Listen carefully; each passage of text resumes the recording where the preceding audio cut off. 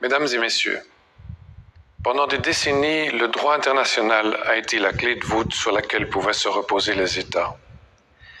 Aujourd'hui, il est ouvertement remis en question. Or, quand le droit international est bafoué, le monde entier est perdant. On laisse libre cours à l'instabilité et à la violence. Le monde connaît une recrudescence de conflits que l'on croyait appartenir à une époque révolue. Dans ce contexte, l'Europe continue de faire le choix de la coopération et non de la confrontation. Le choix de l'ouverture et non de l'exclusion. C'est un choix remarquable, parfois difficile et qui demande du courage. Mais c'est aussi un choix qui a permis à l'Europe de prospérer et de trouver sa voie.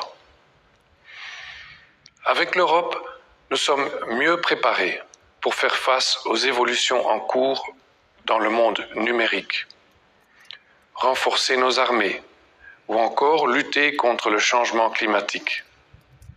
Ce ne sont là que 3 exemples de l'inestimable plus-value de l'Union européenne. Mais l'Europe doit encore affirmer davantage son leadership.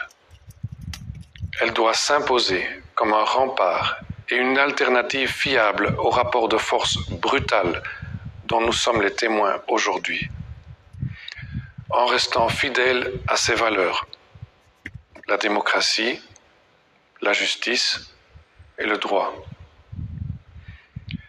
Respecter le droit des gens et les droits fondamentaux, c'est assurer la dignité de chacun et c'est permettre d'instaurer la confiance dont nous avons tant besoin.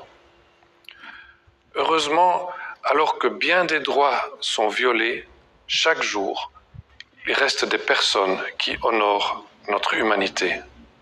Il y a quelques semaines, j'ai rencontré 2 pères de famille, l'un palestinien, l'autre israélien. Tous 2 partagent une souffrance indescriptible, celle d'avoir perdu un enfant, victime du même conflit.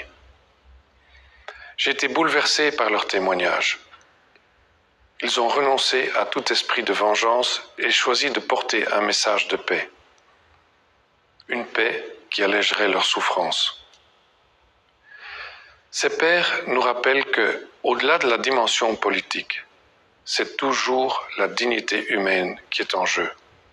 Je m'associe pleinement à leur plaidoyer et joins ma voix à tous ceux qui dénoncent les graves dérives humanitaires à Gaza, où des innocents meurent de faim et tombent sous les bombes, étouffés dans leur enclave. La situation actuelle n'a que trop duré. Elle est une honte pour l'humanité tout entière.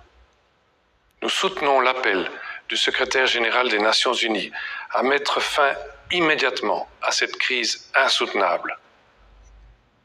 En Ukraine, où la population résiste avec un courage remarquable, la guerre poursuit ses ravages. Il est essentiel de continuer à soutenir avec détermination les Ukrainiens qui luttent pour leur souveraineté et ce faisant défendent aussi la nôtre.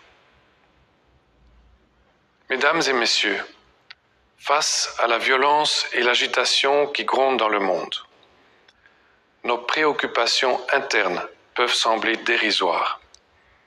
Mais rien n'est moins vrai. Elles méritent toute notre attention et celle de nos élus. Elles doivent être prises à bras-le-corps parce qu'elles ont un impact direct sur les citoyens.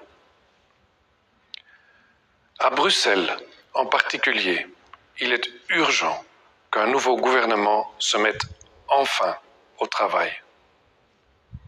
En ces temps troublés, la Reine et moi trouvons précieux de pouvoir célébrer avec vous notre fête nationale. Non pas pour oublier ce qui se passe ailleurs, mais pour nous rappeler qui nous sommes et ce que nous pouvons réaliser ensemble en tant que Belges et en tant qu'Européens.